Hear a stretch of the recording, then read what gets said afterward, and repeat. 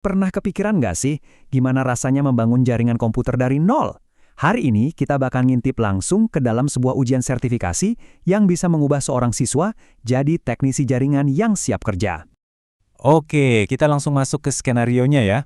Bayangin aja, ini hari pertama Anda kerja. Waktunya buat unjuk gigi. Tapi, apa Anda beneran udah siap? Nah, ini dia misi Anda. Dan ini bukan sekedar latihan. Anda diposisikan sebagai Junior Technical Support, dan tugas Anda adalah membangun jaringan lokal buat kantor cabang baru. Semua perangkat yang Anda lihat di diagram ini harus bisa saling ngobrol dengan lancar. Dalam paparan kali ini, kita akan bedah setiap tahap ujiannya. Mulai dari memahami misinya, menguji teori Anda, merakit jaringannya secara fisik, melakukan pengecekan terakhir, sampai akhirnya kita lihat gimana Anda dinilai buat dapat sertifikasinya. Yuk kita mulai dari tugas pertamanya. Ingat, setiap proyek IT yang sukses itu dimulai dari pemahaman yang jelas soal tujuannya. Nah, ini dia skenario yang diberikan ke Anda. Jadi peran Anda adalah Junior Technical Support. Tugasnya, pasang jaringan untuk 8 karyawan. Anda dikasih 1 server, 2 switch, 8 komputer, dan 1 printer. Tujuannya cuma satu, bikin semua perangkat ini nyambung tanpa masalah. Ini benar-benar cerminan dari pekerjaan IT di dunia nyata ya. Eits, tunggu dulu. Sebelum Anda pegang satu kabel pun, Anda harus buktiin dulu kalau Anda paham teorinya. Bagian ini tuh buat nguji kemampuan perencanaan Anda. Karena jaringan yang hebat itu bukan cuma soal colok-colok kabel, tapi juga soal desain yang pinter. Konsep kuncinya di sini itu namanya subnetting. Ini skill yang krusial banget buat ngelola jaringan biar efisien. Gampangnya, Anda pecah satu jaringan gede jadi beberapa bagian yang lebih kecil. Ini bukan cuma bikin lalu lintas data jadi lebih lancar, tapi juga bisa ningkatin keamanan secara drastis. Nah, ini nih tantangan spesifik yang harus Anda pecahin. Anda dikasih jaringan utama 192.168.10.0/24 dan Anda harus bagi jadi 4 subnet. Nggak cuma itu, setiap subnet harus bisa nampung minimal 30 perangkat. Buat mecahin teka-teki ini, ada 4 langkah logis yang harus Anda ikutin. Pertama, hitung subnet masknya. Terus, tentukan alamat awal dan akhir buat tiap subnet. Dan yang paling penting, tentukan rentang alamat IP mana yang bisa Anda pakai buat komputer dan printer. Inilah dasarnya manajemen IP. Oke, teori udah beres. Sekarang waktunya praktek.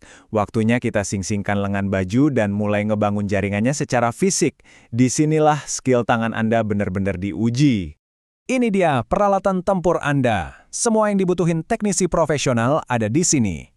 Komputer, switch, gulungan kabel, konektor, tang krimping buat masang konektornya, dan yang nggak kalah penting, cable tester buat mastiin kerjaan Anda sempurna. Salah satu skill paling dasar yang diuji adalah bikin kabel jaringan sendiri. Prosesnya harus presisi banget. Kupas, urutkan, potong rata, masukkan, terus jepit. Setiap langkahnya butuh ketelitian tinggi. Dan ini nih detail yang paling penting, urutan warnanya. Anda harus ikutin standar T568B dengan tepat. Salah satu kabel aja posisinya, koneksi bakal gagal total. Ini nunjukin betapa pentingnya ngikutin standar industri. Kalau semua kabel buatan Anda sudah jadi dan lolos tes, saatnya menyatukan semuanya. Anda akan sambungkan setiap kabel dari server, printer, dan PC ke port yang benar di switch, persis seperti di diagram awal tadi. Jaringan udah terpasang. Lampu-lampu di switch juga udah kedap-kedip. Tapi pertanyaannya, ini beneran berfungsi nggak sih? Inilah momen pembuktian, di mana semua perencanaan dan kerja keras Anda akan diuji. Alat andalan buat ngetes itu namanya perintah ping. Gampangnya, dengan ngetik ping dan alamat IP perangkat lain, Anda itu kayak ngirim sinyal kecil buat lihat ada jawaban apa enggak. Ini cara tercepat buat ngecek koneksi dasar. Jadi, intinya begini. Di sebelah kiri, Anda lihat ada balasan yang sukses. Artinya, sinyal Anda nyampe dan balik lagi. Nah, kalau di kanan muncul request timed out. Ini pertanda ada yang salah. Bisa jadi kabelnya jelek, settingan IP-nya keliru, atau masalah lain. Oke, Anda sudah merencanakan, membangun, dan menguji. Sekarang tiba saatnya untuk dinilai. Kinerja Anda akan dievaluasi sama penguji internal dan eksternal buat mastiin Anda memenuhi standar profesional. Penilaiannya dibagi jadi 2 kategori. Kompetensi utama, kayak pengkabelan dan setting IP, ini hal-hal yang wajib Anda kuasai.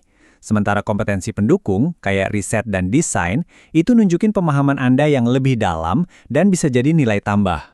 Nah, berdasarkan performa Anda di semua area tadi, Anda akan masuk ke salah satu dari 4 level ini. Dari sangat kompeten kalau Anda jago di semua hal, sampai belum kompeten kalau Anda gagal memenuhi syarat utama. Tentu saja, tujuannya adalah ada di 2 kategori teratas. Pada akhirnya, ujian semacam ini lebih dari sekedar nilai.